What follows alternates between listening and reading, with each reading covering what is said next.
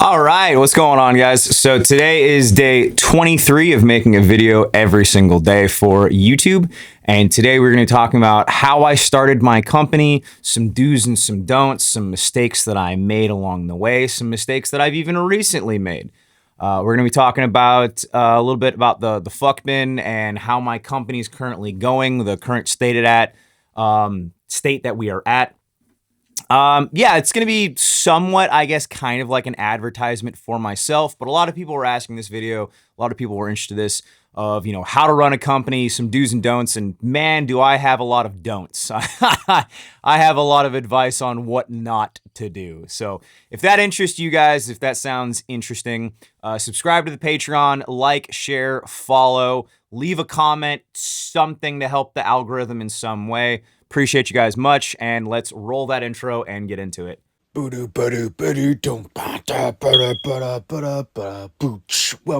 the PNW Gorilla channel. I keep getting copyright claims for my music, so now we're singing about stuff. Oh my god, a Barrett 50 cal, shooting at night, walking at night, looking at night, out of the video. Well, bam. All right, so the first company that I started was 2019-2020. That was the Tribal Mindset, was the first name of technically the first rendition of ODGG. So that company was up for like maybe a year and was dissolved, and then I started ODGG. Now, the reason that I dissolved the company is I had a fellow business friend that also owned a business up in the Seattle area, and he was telling me that the LegalZoom that I went through, and LegalZoom is a service that I went through to make the first company, and he was saying that, as my company gets bigger, they're going to start taking more percentage, they're going to start taking more fees, they're going to try to get more of my money in any way that they can. So for that reason, I dissolved the first company because that was just easier. And then I started a new company where I filed everything through the state directly, and I filed everything federally directly. Now, I still did not do everything correctly the first time that I set everything up. Now, what I should have done is, off the rip, I should have had an accountant, or I should have had one of the women in my life that knows numbers and things like that, and I should have had them do my accounting. I did not have any accounting. I did not keep track of taxes or anything until last year. And that wound up, I had to pay, a decent chunk of change in taxes. Now, taxes are dumb. Taxes are stupid. I hate taxes. I think it's absolutely, it is without any argument, without any, no, it's theft. Taxation is theft. Usury is evil. Usury is a sin. I'm going to keep that opinion out of this for right now, but I hate taxes so much. That's besides the point, though. Should have had an accountant off the rip. If you're starting a business, now this isn't legal advice, but if you're going to start a business, either off the rip, have an accountant, or just do everything you can to skirt the law completely and just don't file taxes at all. So you're either playing the game or you're not playing the game. This isn't legal advice. So the first company, the Tribal Mindset, was dissolved, and then ODGG was started up. Now, both companies were still, at the time, a side hustle. Now, this is early COVID time era. So we're talking 2020, 2021. That time frame is when I started getting into business, kind of dipping my toes into it. Now, with ODGG, at first, I was literally only selling stickers, patches. I had the Gorilla Skull masks. That was like my big thing during COVID, was selling the Gorilla Skull mask. That was kind of what propelled my company, because I said, I don't know how many times in my marketing, that, this, you can use this as a COVID mask, but I don't recommend this as a COVID mask. But instead of it being a human skull, it was a gorilla skull. A lot of people really got into it. They sold really well. I should probably restock those, actually, because they have started picking up as of late, and we're sold out of like most camos. But anyway, I digress. So before all of the magazine bans passed here in Washington State, I was selling magazines for a short amount of time. That was a lot of fun. Let's see, I was selling hand-sewn goods, and that was really it. I pretty much just resold other people's stuff, which, I mean, I guess is essentially what I'm doing now. But the margins were absolutely awful in the beginning. The margins were terrible. I don't even know if I was technically making a profit at all. Now, it wasn't until I started selling military surplus that the company actually started to take off. So that would have been 2023 timeframe. 2023 is when the company really started to take off out of my hands. And I'm just like, oh, okay, I'm like sort of a real business now. So 2023, I got a deal, somebody on Telegram, a Korean man who was most racist Korean man ever, which, I mean, like stereotypical Koreans. But he was wanting to sell off all of his military surplus that he had been buying from GovPlanet. And he was going and taking his children and his family to Vietnam because he was half Vietnamese and half Korean. He married a Vietnamese woman, and he said that he wanted to fix the mistake that his parents had made, and he was taking his wife and his children to Vietnam, where his children could only be around Vietnamese and only marry Vietnamese because he wanted to fix his bloodline, which, based? Anyway, I hope that he's doing well. I have not heard from him since, but I bought all the military surplus that he had. He gave me just this massive haul. Huck came with me down to Vancouver, Washington. We rented a U-Haul and we did an entire inventory. Huck has been kind of like my best friend, like ride or die type dude that's just like that guy that's always there for an adventure. And anytime that I've needed anything like company-wise or like anytime that I've needed a friend there, Huck has always been just my go-to dude. And what's funny is that he doesn't take payment. He just wants to help out. I think the last time he did something for me, this is completely besides it. He did a brake job for me. Once he was done, I was like, you know what do you want, Haas? What do you want? He's like, just keep doing what you're doing. I was like, what? I was like, man, I was gonna buy you a case of a beer or something, at least. Like, let me get you something. He's like, no, keep doing what you're doing. Keep motivating men. That's what we need right now. And this is my service to free up some time and free up some money in your life for you to keep doing content. I'm just like, what a fella, Huck. Completely besides the point. But anyway, so Huck helped me do all of this. I took a bunch of content of like, we're so back, and there's the photo of the U-Haul, and then Huck was following me in the truck that we drove down there. I forget what vehicle. I think we took the Subaru. I forget, honestly. But yeah, so I was able, with that $4,000, and that was literally all the money I had at that time. With that $4,000 investment that I made into all that military surplus, I flipped that into probably like 80,000 or so. Like, I'm gonna say give or take. I wasn't keeping exact numbers at the time. I was just, I don't know, man. I got into a groove, right? As soon as I bought that order of military surplus, it was just like this snowball effect where I was selling everything so unbelievably cheap. Because I had no overhead. Everything was at my house. I brought everything to my house, and the carport's even still there. I had a Costco carport that I cleared out, and I put down pallets on the bottom of it, and then I stacked all of these totes, and I had a couple of like really cheap racks in there, and it was just a dirt and gravel floor.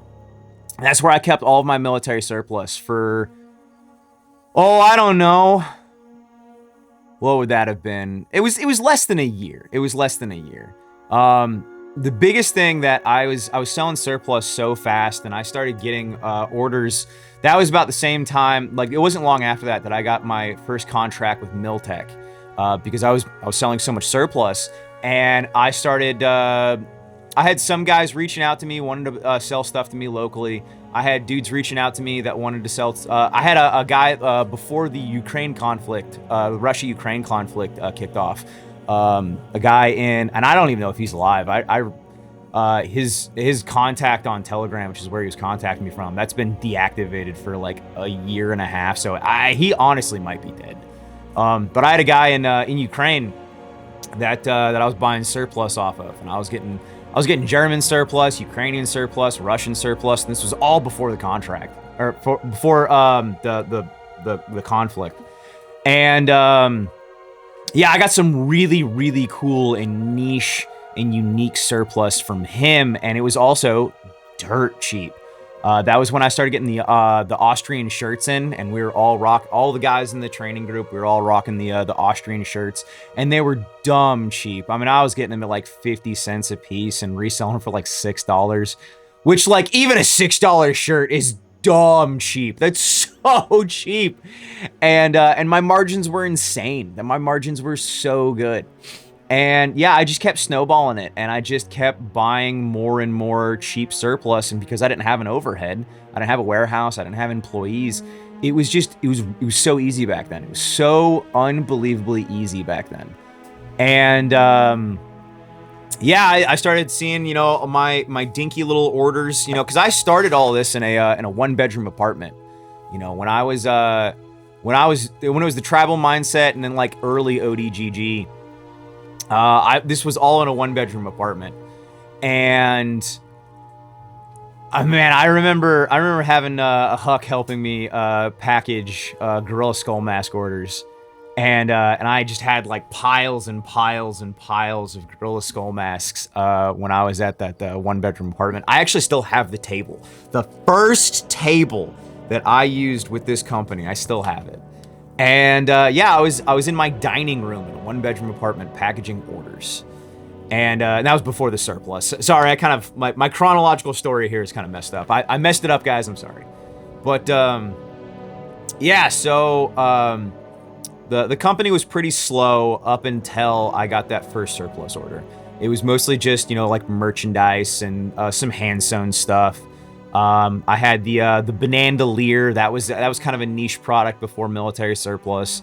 But a lot of it was like, you know, high investment, low margins before the military surplus. Once I started selling military surplus, you know, this company completely and utterly changed. And I became, you know, instead of a soft goods company and a merchandise company that, you know, makes, you know, a couple thousand, you know, now I'm selling military surplus, and I'm making tens of thousands, and then it was hundreds of thousands, and it's like, oh geez, what have I done? Like, I didn't mean to do this.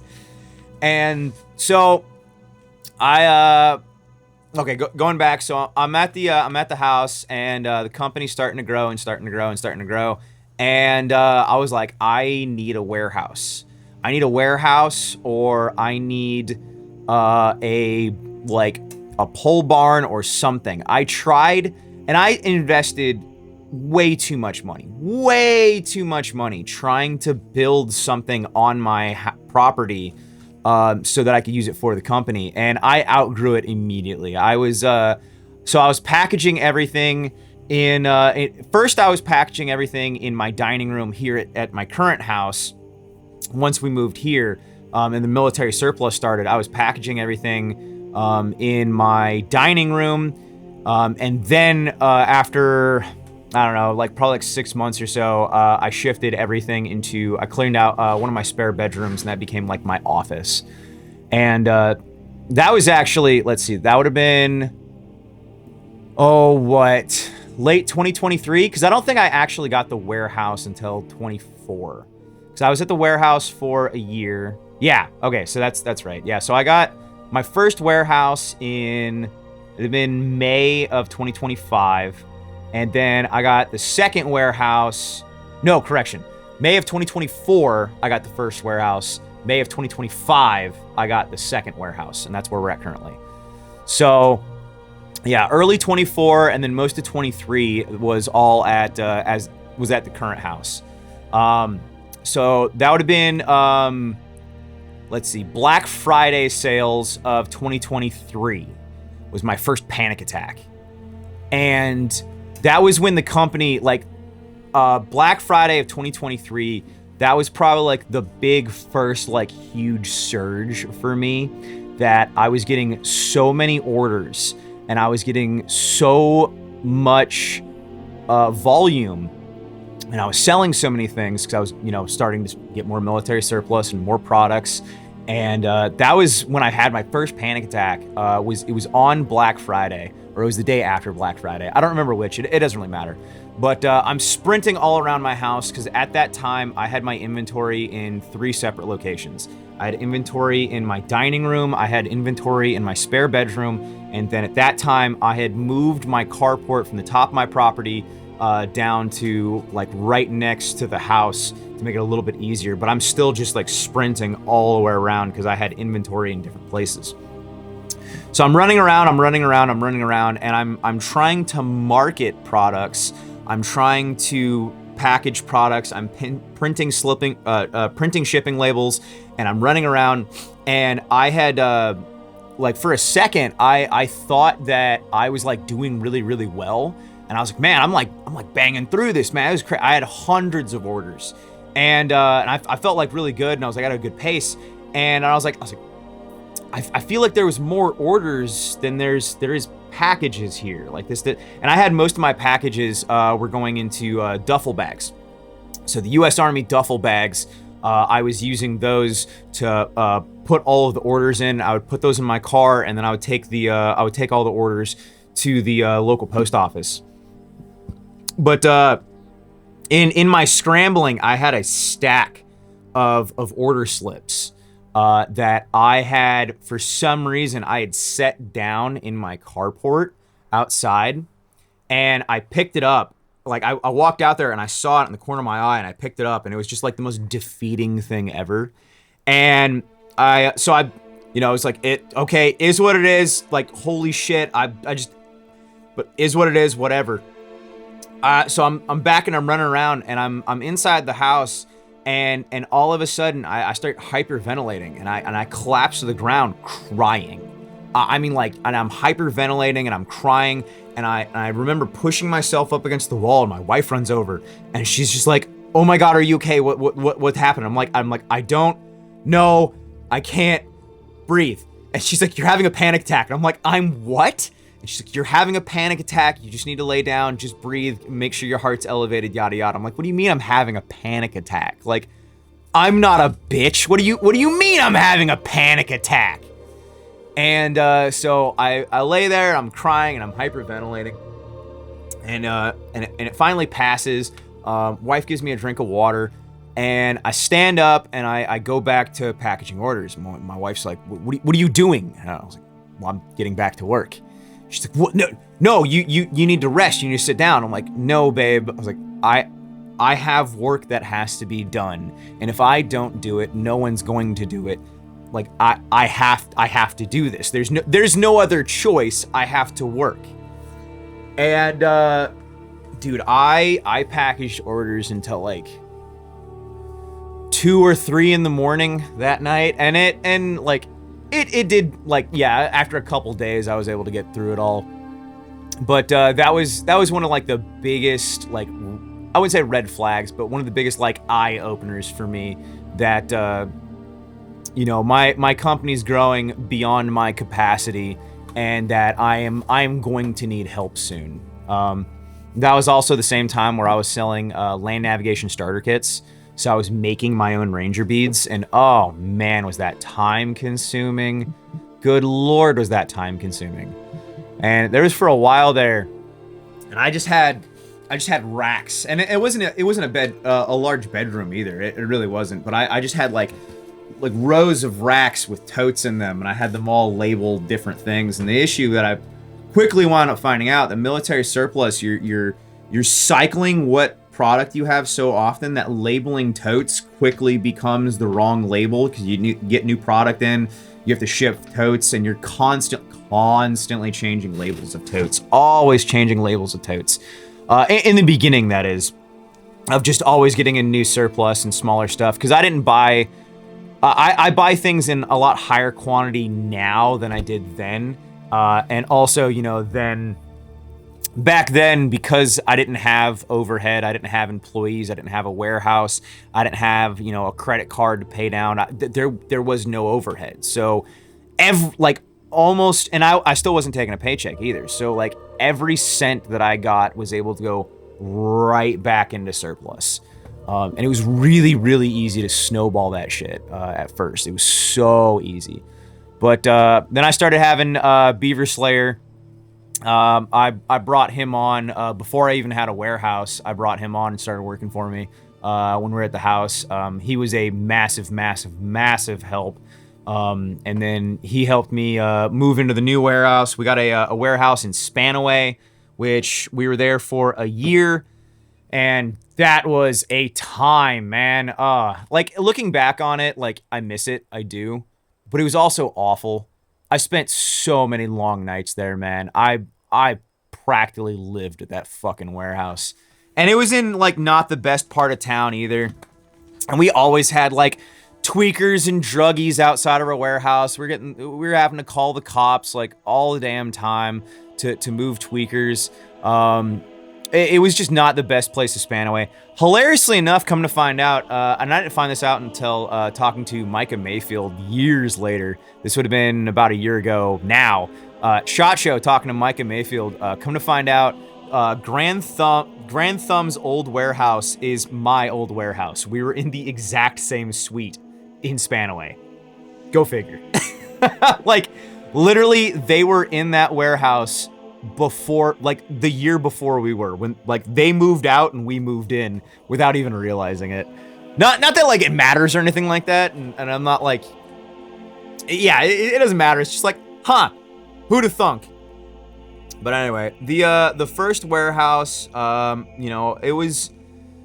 wasn't that, it added a lot of new complications. There was a lot of greatness to it because it was close by it was somewhat close by my house. I could have a lot of friends, congregate there. I don't know how many times I had friends come by and volunteer and help with me packaging orders and organizing things. Dude, I had friends there all the damn time. And that was something that I really miss about the old warehouse that we don't really have as much in the new warehouse.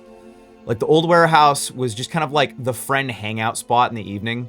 Like, people got off work and you knew that I was going to be there, and everyone would just kind of congregate at the warehouse. And, there was like all the damn time, dude, all the damn time were we drinking beer and hanging out, and we would go to the gym afterwards, and we'd have, me and Beaver would be working, and then we hired Ian on, and, we would be working, and everyone would just come over and they're drinking, and we're BSing, and we're just having a good time. And when we get done working, a lot of times we'd go to the gym or we'd fuck off into the mountains. It was simple, man. It was simple and it was fun. And that's not to say that like the current warehouse like sucks, but it's like 3 times the size. It's probably like 2 to 3 times the distance up north. And it kind of like killed that the friend hangout sort of vibe. We still go to the warehouse. We're actually going to the warehouse this weekend. It's a large warehouse, and we can use it for our own trainings. We've done CQB there. We've done like Airsoft Force on Force. We've done Blank Force on Force. We're going there for a medical event this weekend. There was recently we hosted a PT test there. But yeah, there's something to be said about having a warehouse that's kind of like, living within your means.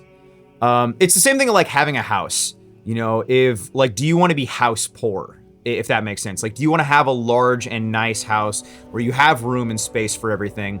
Or and now, mind you, the old warehouse was an absolute and utter shit show. It was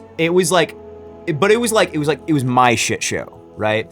Dude, there was piles of surplus everywhere. There was like an entire half of the warehouse to get to things. You're climbing over other things. There was never room for anything. It was probably, looking back on it, the first warehouse that I had, I'm gonna guess that probably a third of the inventory that I had there at any given time wasn't even listed on the website. Because, like I said, I was just snowballing that thing, man. I was just buying surplus and buying surplus and buying surplus and buying surplus and buying surplus and buying surplus. I would literally go onto Miltech's website and I would select lowest to highest. And I would go through and I would just pick like the cheapest stuff that was under like $10 that I thought was remotely cool. Like slightly remotely cool or fun or interesting or anything. And I would just buy a gajillion of them. I would hit up my Miltech contact and I'd be like, hey, if I get all of this one stupid cheap thing, will you give me a price break for a take all? And he'd be like, oh, hold on, let me go talk to the boss. Yeah, no, he said we can do it. I'm like, hell yeah, let's go. And I bought just so much dumb stuff. And that actually really wound up helping out a lot when it came to the fuck bin. So if anyone that doesn't know what the fuck bin is, the fuck bin is kind of like my fun grab bag, random choice, what's the video game term for it? Oh man, I know the Spurgs in the chat are gonna be just lighting this up right now. What is it called? Damn, it doesn't matter. But like the random order where you spend $15 and you get something from the website, you have no idea what it's gonna be, and there's a grand prize. I didn't make up this idea. This idea has been around for who knows how long. Of you spend X amount of money and you get something. You don't know what you're getting, but you're getting something. And I turned that into kind of like a game, and I made it fun. And I think that's something that with my marketing, and I'm not even trying to like be like grandiose or anything like that, or like, oh, look at me and I'm so great, I'm so good at marketing. But guerrilla marketing is unironically what it's called. Guerrilla marketing, and you can Google this, is essentially just being different, being aggressive, making fun of your audience, having fun, doing unorthodox and random things to market in ways that most companies don't. Most companies have PR teams and they're being very sterile, and so much of marketing these days is so unbelievably sterile and boring and safe. And I decided to do the exact opposite. Now, I've lost a lot of followers. I've lost a lot of paying customers because of this, of just being outlandish, being overboard, using racist memes, saying racial slurs, making fun of people, just being meme marketing of just like posting a random meme that has absolutely nothing to do with anything, and then having the product description and the product under that and ending it with buy it or don't, whatever, fuck you, I don't care. If you want it, buy it. If you don't. Like, who cares? Like, if you want it, here it is. Here's the thing I'm selling. If you don't, fuck off. I don't give a shit. And a lot of people like that. And it was a lot of fun. Now, I handled some controversies in that exact same way, and that's something that I did very badly. I did extremely, extremely poorly of having that same bullying mentality when it comes to controversies is not right. Now, absolutely, you want to meme through it, you want to double down, but there are ways that you can fuck that up so unbelievably super hard.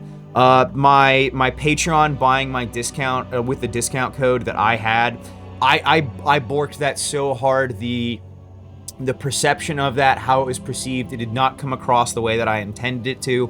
I was trying to be fun and playful and also doing like this kind of like bravado dad of like teaching a lesson sort of a thing, and and it was stupid. So you do have to be careful of, you can't meme too close to the sun. So that's something that I have found as well, that, as my company's gotten bigger and bigger and bigger, and as I now have, I have an accountant and I have a operational officer or manager, whatever makes sense to you. now that I have a team, there's a lot more things that I have to take into consideration that I didn't previously. So things that worked in the very beginning don't work as much now. Not only that, but a lot of people are significantly more poor than they were 3 years ago. So I have to change my tactics. I have to, I wouldn't say be more careful, but I have to play the game the way that it's supposed to be played a lot more, which is unfortunate, but it is what it is. And being kicked off of Instagram for so many years, that has also been a pain. So I just started another Instagram. I'm back on Instagram. I don't know how. I was ranting so long that the camera died. So it's basically that I've hit saturation with my audience, or it feels like I've hit saturation with my audience. And now, because so many people that follow me are, younger people that have gotten more and more and more and more broke over the last couple of years, people probably can't justify, or they don't want to justify, military surplus as much as they could, 2 years ago. So now I'm kind of having to change my tactics a little bit on how I market, and I'm having to take out more ad space. I'm trying to flirt with affiliate programs and just disseminate my marketing, more. And it's not to say that boo-hoo, poor me, but it's definitely a lot more challenging running a company and keeping a company afloat that's already kind of hit a certain status. Because once you have so much overhead, now there is significantly more pressure for you to be able to clear that overhead every month. A couple years ago, I feel like this was a lot easier because I didn't have an overhead that I had to clear every month. And I also didn't have to worry about the impending doom of Washington State, how much shipping rates are getting more and more expensive. I have to charge more I have to charge people more for shipping because shipping rates have gone up. And if you are further away from me, let's say you're in Florida or New York or something like that, well, now you have to pay way more this year than you did, a year ago or 2 years ago. So people look at my website, and as much as they do want to support the small guy, where they were spending, $6, $7 in shipping, 2 years ago, well, now they're paying $20, as opposed to, instead of paying $20 from me, they could just go to Amazon and get the exact same thing cheaper, because Amazon is able to buy at a significantly higher rate than I am. You buy more product, the product gets cheaper the more you buy. That means that when you're reselling it, the cheaper you can resell it for, because the more of it that you got means that you got more price breaks. The issue is, the more product that you buy, the more you're now holding on to. If you hit saturation with buying too much of one product, you hit saturation with your market, well, now you're gonna have to pay even more money to market all of that inventory that you just spent. You're gonna have to spend more on marketing. You're either gonna have to spend more time with you marketing and disseminating that to more platforms, or you're gonna have to pay someone else. You're gonna have to pay an advertising agency. You're gonna have to pay to market and boost through that website itself, paying influencers, paying affiliates. So essentially what I'm getting at is that the bigger that you get, the more time and effort all of this takes, and the less fun it all becomes. Now, that being said, it is nice that a lot of the time I don't have to go to the warehouse anymore. I can mostly market from wherever I am throughout the world. Not only that, but I'm currently working on getting Starlink, so now I can start streaming in random places. Now I can start taking my laptop to random places and stream and try to make content and market wherever I go. But I guess the TLDR there is that, how big do you want your company to get? What do you want to sell? Where do you want to market it to? How do you want to market? There is a lot of there's a lot of questions there of how you want to go about everything.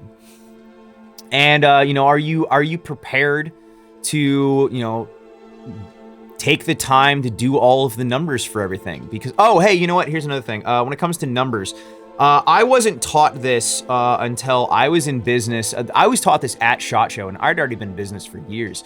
But margin rates are not what you think they are, because a lot of people do not take into account a lot of things when it comes to margins. So what margins are is that let's say that I buy a product, right? Let's say that I buy it for $5 and now I'm going to sell it for $10.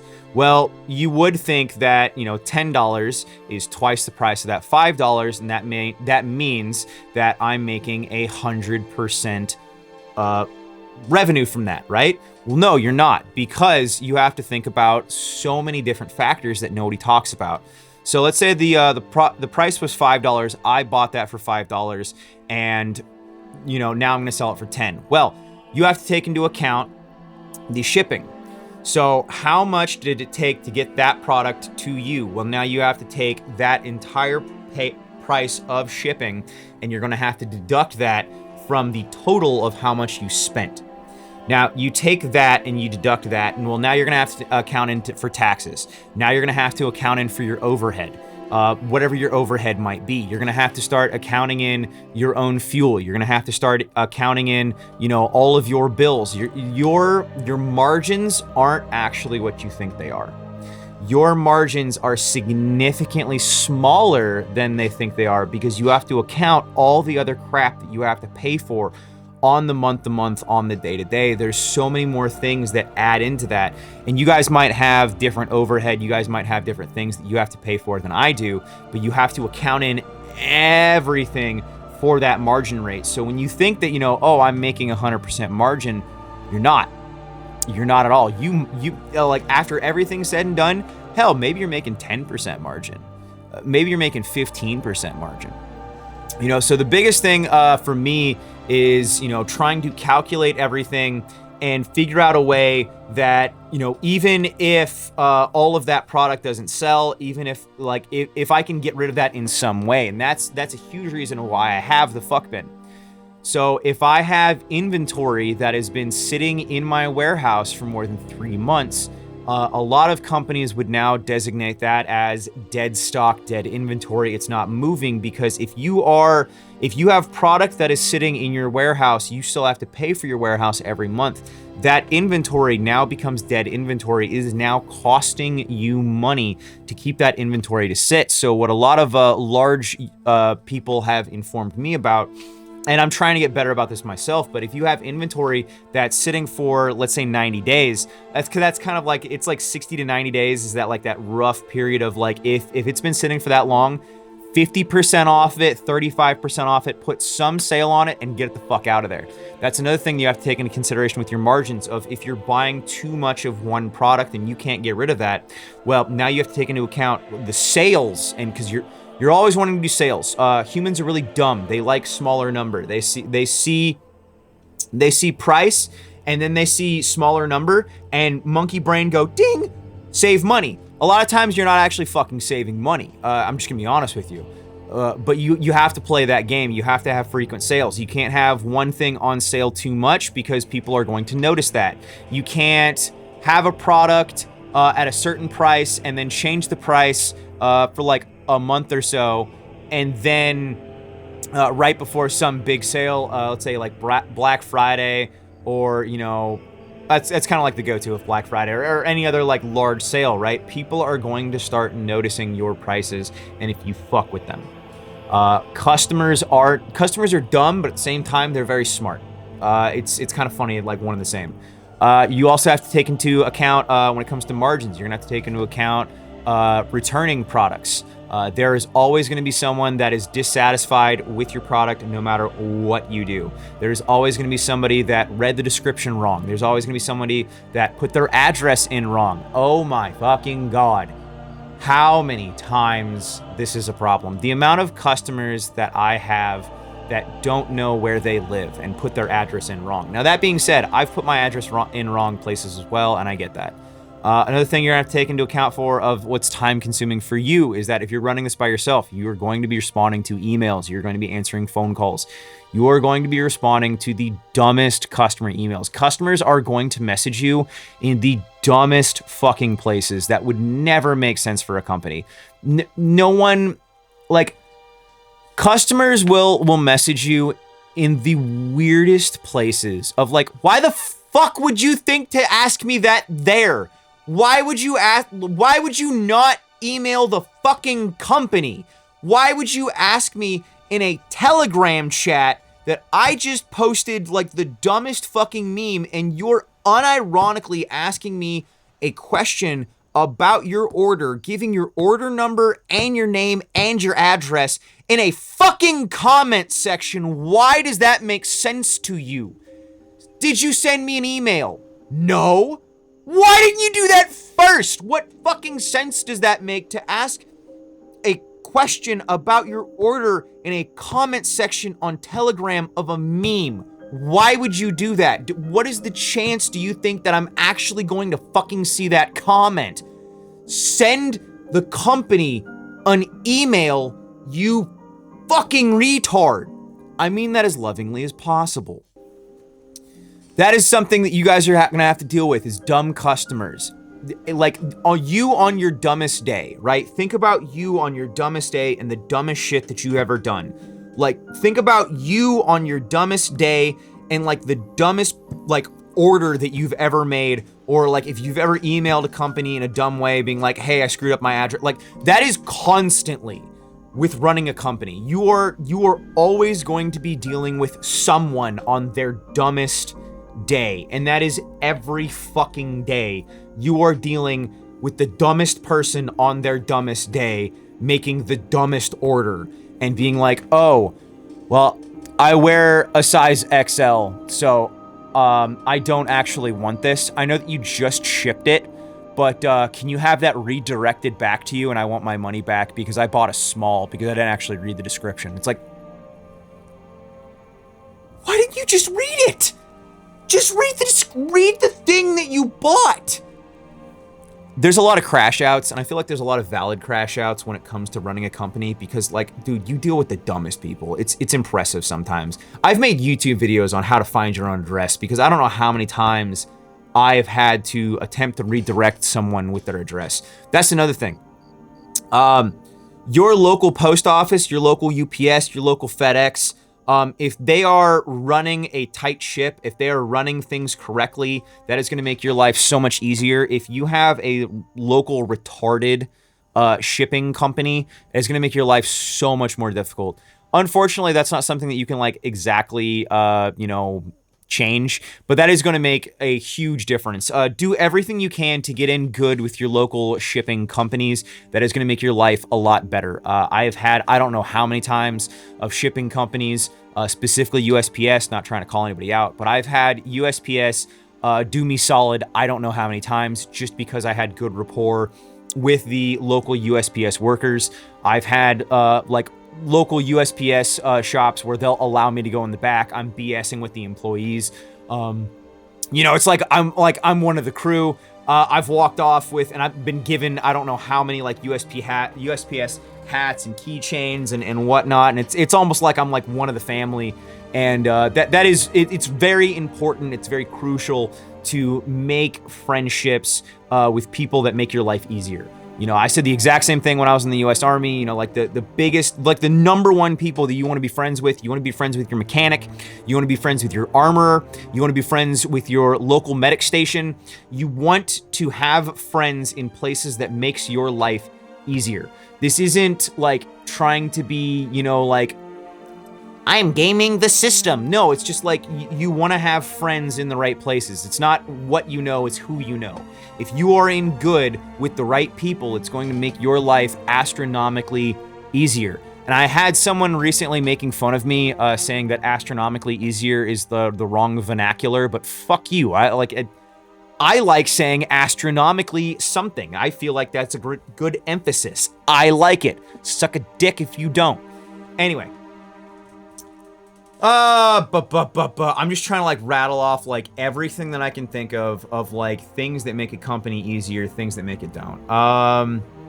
Yeah, I'd say overall, like, my plan right now is to, I wouldn't say downsize the company, but my plan is to get a smaller warehouse as soon as I can get out of this one. And I'm probably going to have to move my company out of Washington State. As of right now, and we'll see if I make another million this year. Who knows where who knows where numbers will wind up by the end of the year. We'll see if I break another mill, but if I do, then that's probably going to fuck me, unfortunately. Washington is starting to penalize people that are being successful. So if you gross over $1 million a year, Washington State now wants to tax you another 9.9% tax. Now they're rolling out with all kinds of other taxes, and I pay a 15% tax to pay myself. How dumb is that, man? That's so stupid. But anyway, I digress. Yeah, I'll more than likely, before 2029, I'm probably going to have to move my company out of Washington State. I might have to move out of Washington State as well. The taxes are getting so bad here. The shipping rates are getting worse, like I mentioned earlier in the video. Because I'm, up in the upper left corner of America, shipping across America is getting harder and harder and more expensive. It's taking longer as well. Customers that are on the other side of the country, they don't like that their orders take so long to get to them. I understand that. So probably have to move my company to Idaho or Montana as of now. I'm not really sure which is that's gonna arise some more problems, because I doubt my employees want to move there. So what's going to come of the company in a couple years? Where are we going to have to do? What are we going to have to do? I don't know. That's going to be something that we're going to have to keep just game planning that, and kind of developing the plan as we go. But yeah, man, running a company it's been fun. It's been a journey. It's been an experience. I have learned, I don't know how much. I've learned a lot about myself. I've learned a lot about my friends. I've learned a lot about business, doing business with people. Get everything in writing. Get everything in writing. Oh my God, get everything in writing. It's not necessarily that, you're going to take people to small business court. It's not necessarily that you want a lawsuit or you want to sue anyone, but you want that paper backing support of something. I've been fucked over quite a few times now. I've listened to advice of people that I shouldn't. I have wasted so much money on new things that I could have bought used, and I didn't even realize it. I've bought a lot of pallet racking that I could have bought used and I bought new. That was a massive waste of money. I should have just bought used pallet racking. That was such a dumb thing to buy new pallet racking. I wasted tens of thousands of dollars there. Another thing that I've learned is that flying in cameramen, flying in editors, flying for content, going to range days, going to SHOT Shows, flying for collabs. More often than not, I've found it is not worth the money. I don't know if that's something that you need to have a lot more money to do, or you need to have a lot more success to do, or you need to be at a larger point. But for me, I will not be going to any more SHOT Shows. I won't be going to any more range days. I'm not going to be flying for any more YouTube collabs. It's just a waste of money. And it's nothing. It's not that it's not fun. They are. They're a lot of fun. It's excitement. It's a journey. Going to SHOT Show and being able to drink and hang out with like all these YouTubers and all these big name guys and being able to like actually meet your mutuals on social media. It is a lot of fun. It really is. But it's so expensive. Over the years, I've literally spent probably hundreds of thousands of dollars now on all of these like massive collab things and flights and all that. It's just not worth it.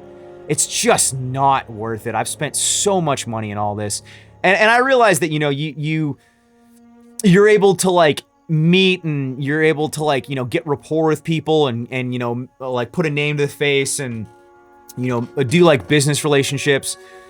But I'd say the vast majority of meetings that I've gone to, and sit downs and dinners and all of this, it could have been a phone call. It could have been an email. It wasn't necessary. I wasted so much money going to all these stupid things, and I haven't really gotten a whole lot out of it, honestly. SHOT Show has been fun. These range days have been fun, but everything said and done, at the end of the day, they've taken me nowhere beyond just money that could have gone back into product, money that could have gone back into surplus. So much content stuff I've done. You can do where you're already at. Another thing that I've learned is that For the most part, you really don't need to buy a whole lot of camera equipment. Buying like microphones, buying a DJI mic. This is the DJI Mic 2. This is really all you need. This and a decent iPhone. I have the iPhone 16 and the iPhone 15 Pro. And you know, these two things right here, this is really all you need for content. You honestly do not need a whole lot more. If you want to buy a nice camera, if you want to buy podcasting equipment, if you want to invest in, you know, like super fancy gimbals, and if you want to invest in, you know, like the podcasting stuff and, you know, extra batteries and all of this, just understand that it's an investment, and you are going to be wasting money at first, essentially. You know, you're not going to be getting your money back for a while. I do not think that I've gotten my money back on the vast majority of camera equipment that I've bought.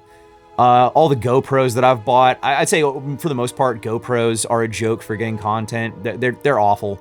The Insta360 has been great so far for getting content, like adventuring and, you know, like hands-on kind of stuff. I've really been enjoying the Insta360. I have the X5 Pro. But yeah, dude, for the most part, like marketing your business, I'd say that the biggest thing is just consistency. The biggest thing is engaging with your audience, asking questions or answering questions as often as you can, doing Q&As as often as you can. That's something that I probably should get better at, of doing live streams and doing Q&As and being more engaged with my audience. In the very beginning, trying to have a good website, a nice website.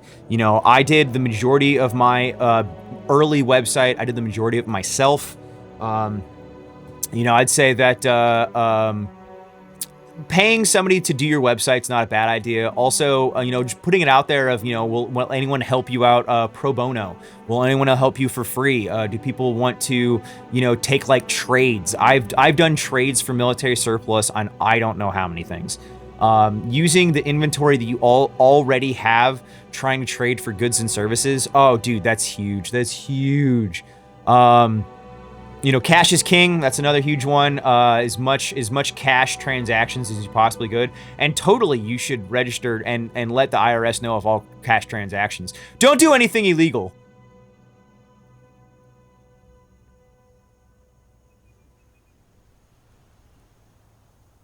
But anyway, so I'd say the biggest thing is, you know, you need to understand and you know, budget as best you can. Understand that, you know, money out isn't always money in. There's sometimes going to be investments that, you know, it's good to invest, and sometimes there's investments where you're not getting that back, and you know, that's a learning thing now. You got to learn from that. Another thing that I don't think was the best purchase is, you know, buying this brand new MacBook. I barely use it. I've used my MacBook most for streaming. I'll upload, so I can take the SD card from my camera. I'll load it into this little Anchor port thing, and then I can put this directly into my MacBook. I can upload my YouTube videos directly from my MacBook, and then I can be on my phone and be off doing whatever, and it can upload straight here, unless I want to edit it, and then, you know, then it's going to be a little more time editing it and whatnot. But we can get into how I edit and all that on a later video, if that interests you guys, if anyone's even still watching. I don't know if this is something that's going to interest people, or if I'm just kind of, you know, blabbing to blab.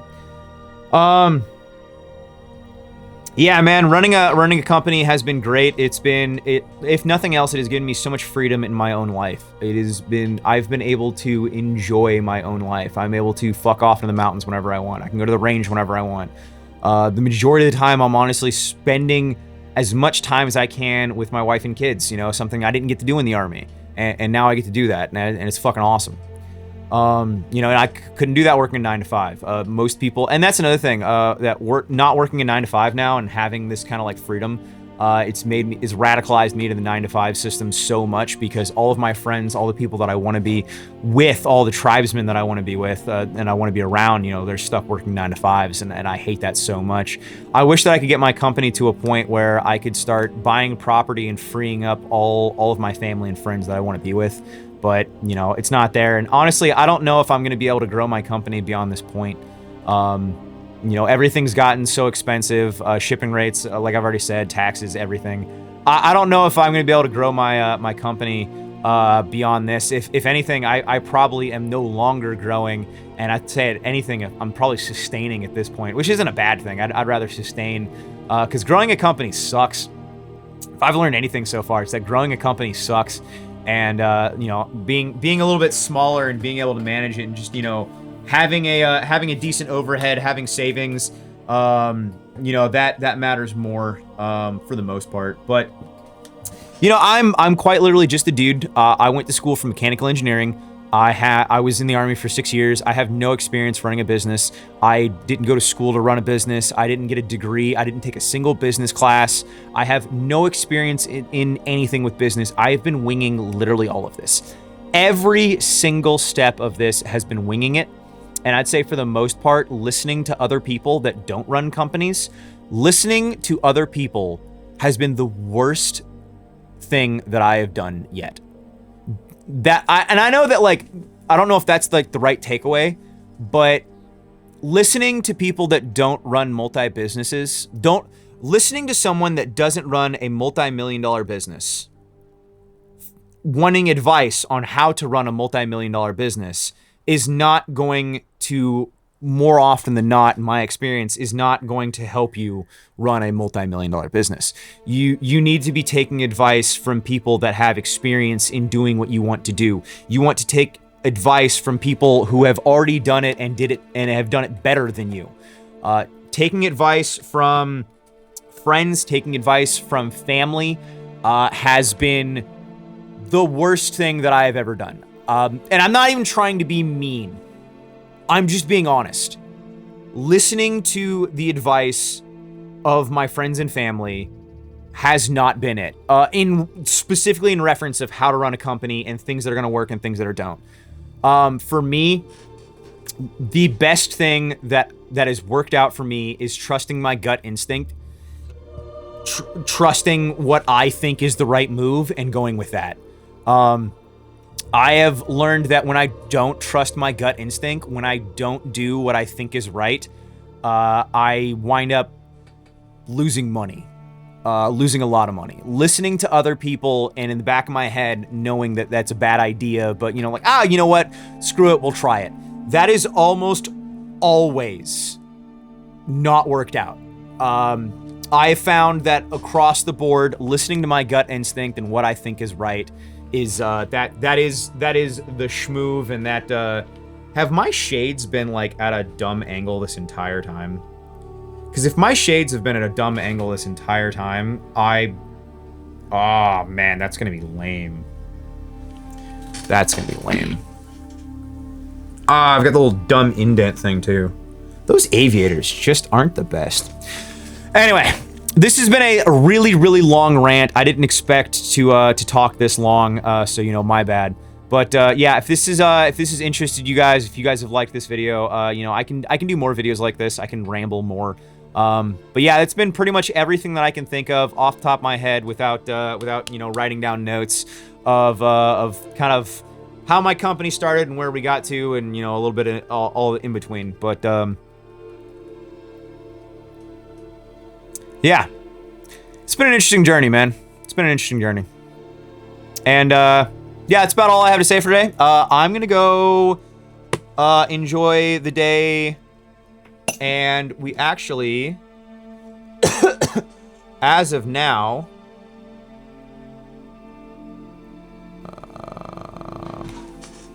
let's see. We should be getting the Bren in today, and we should be getting in the restock of Only Traders Help Invaders shirts today. So these should be back in stock this Friday, along with the fuck bin at 3 p.m. Pacific time. So 3 p.m. Pacific time will be the fuck bin and the shirt drop. If that interests you guys, then I'll see you then. By all means, please, if you guys have any question whatsoever, anything at all, put that in the comments, and yeah, let me know. I want your feedback as much as possible. Like, share, subscribe to the Patreon. It really helps me out a lot. helps me continue doing what I'm doing. I would like to get back to a point of not taking a paycheck from the company. I would really like to be able to, grind harder on YouTube and Twitter, where YouTube and Twitter is the majority of my income. That would be really cool. Is this video a day thing gonna work out? Is this gonna, cultivate and more than